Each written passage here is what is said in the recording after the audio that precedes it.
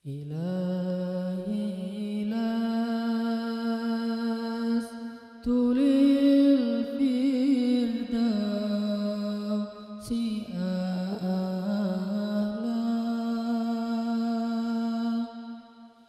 ولا أقوى على النار الجحيم فهب لي توبة واغفر ذنوبي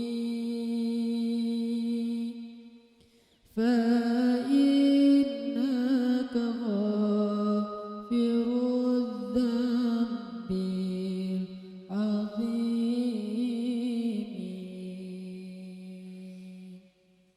Teman-teman sekalian, bait-bait kasidah itu ditulis dan dirangkai oleh para ulama adalah tentang pengakuan dosa seorang hamba. Ketika seorang hamba berada di puncak penyesalan dan merasa tahu diri bahwa dia adalah seorang hamba yang kotor, sehingga dia mengatakan, Ilahi lastu lil firdausi ahla. Ilahi, sesungguhnya saya tidak layak masuk ke surga Firdaus. Saya kotor, saya hina, saya penuh cela, saya banyak aib, saya banyak dosa. Sangat tidak layak saya masuk ke surga Firdaus-Mu ya Allah. Tidak ada satupun amal yang bisa saya banggakan sehingga menjadi jalan bagi saya masuk ke surga Firdaus-Mu ya Allah. Kita harus merasa diri kita rendah di hadapan Allah. Itulah kenapa kita sujud. Dan Allah suka kepada orang yang merendahkan diri di hadapannya. Itulah kenapa Allah suka kepada hamba yang bersujud. Seandainya pintu surga itu terbuka dengan kunci amal solih, saya tidak punya kuncinya ya Allah. Saya beramal solih tetapi belum layak untuk membuka pintu surga. Saya sholat, saya puasa, saya tarawih, saya sedekah, tapi semua itu belum cukup untuk membuka pintu surga karena keterbatasan amal solih saya. Masih banyak kesalahan dalam amal-amal yang saya kerjakan karena saya bodoh ya Allah. Lalu bagaimana nasib saya kelak di akhirat ya Allah? Jika ditimbang-timbang, sungguh kedurhakaan saya lebih sering daripada istighfar saya ya Allah. Saya tidak pantas menjadi penghuni surga ya Allah. Wala aqwa 'alan naril jahimi. Tetapi saya juga tidak akan kuat dengan azab neraka jahim-Mu ya Allah. Karena sesungguhnya tidak ada satupun dari makhluk-Mu yang sanggup merasakan azab neraka. Semuanya takut kepada neraka-Mu ya Allah. Jangankan 1 tahun, jangankan 1 bulan, jangankan 1 hari, sedetik pun tidak akan sanggup ya Allah. Karena saya mendengar sesungguhnya Rasulullah SAW bersabda, azab yang paling ringan bagi penduduk neraka adalah dipakaikan baginya sendal terompah dari api yang membakar kakinya sampai mendidihkan kepalanya.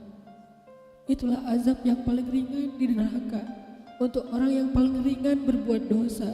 Bagaimana dengan saya ya Allah? Dosa saya banyak, saya pernah durhaka kepada ibu bapak saya.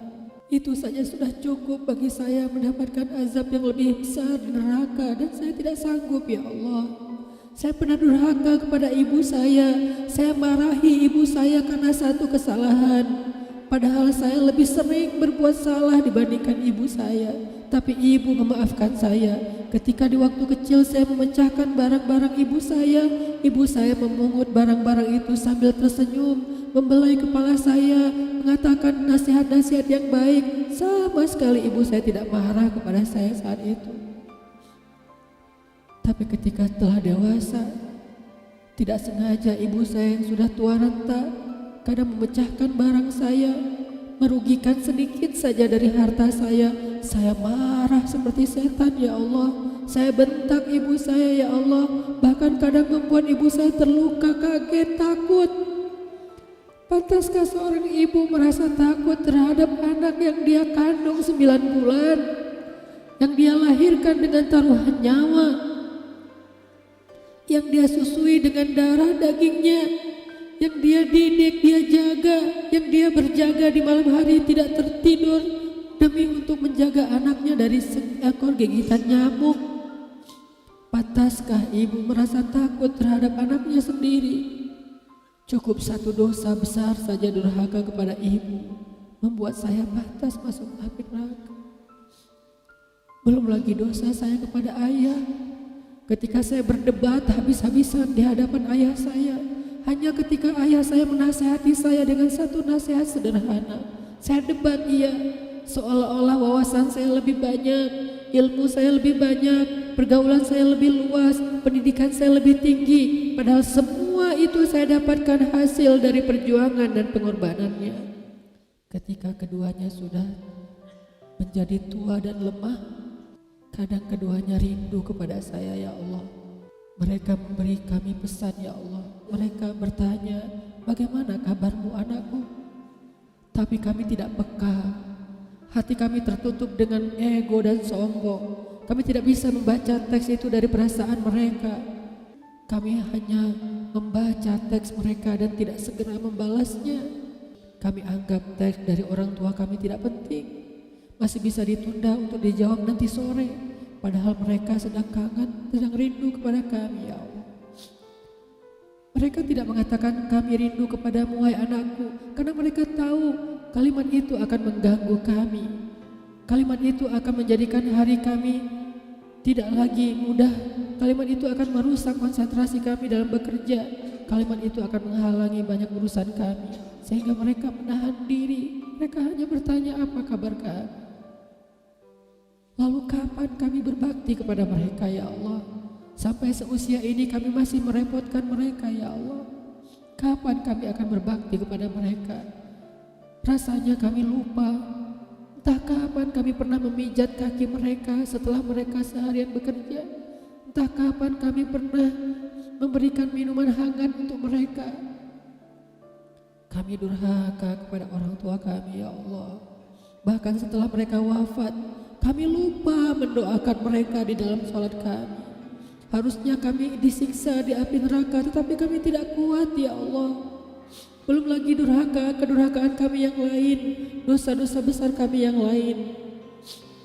Kami pernah bermaksiat kepadamu diam-diam, ya Allah. Kami pernah berbuat dosa diam-diam, dan padahal kami tahu itu dosa besar.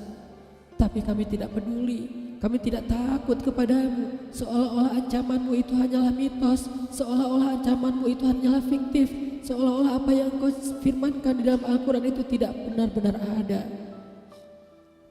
Kami sombong menantangmu dengan berbuat dosa. Banyak dosa yang kami tidak bisa menyebutkan satu persatu, ya Allah. Keluh lidah kami untuk menyebutkan dosa-dosa kami, ya Allah. Malu untuk menyebutkan dosa-dosa kami, ya Allah. Tidak ada yang bisa kami harapkan darimu selain Engkau terima taubat kami, ya Allah. Fahabli taubatan, beri kami taubat yang nasuha, ya Allah.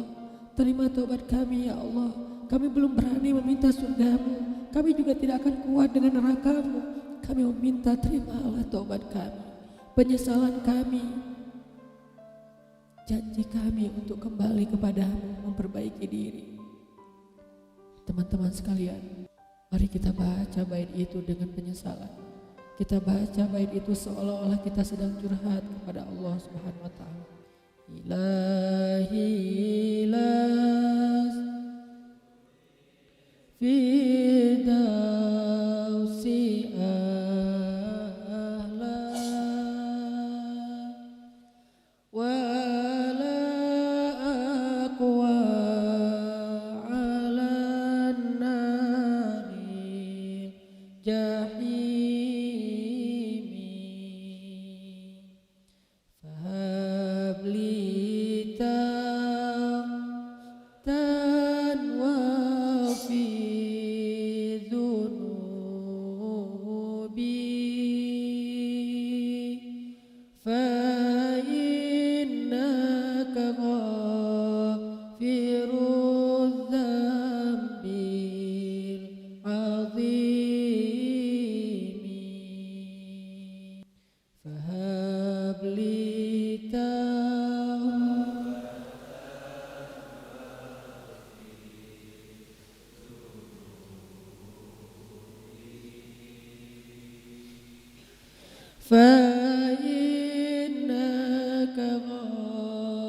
غافر الذنب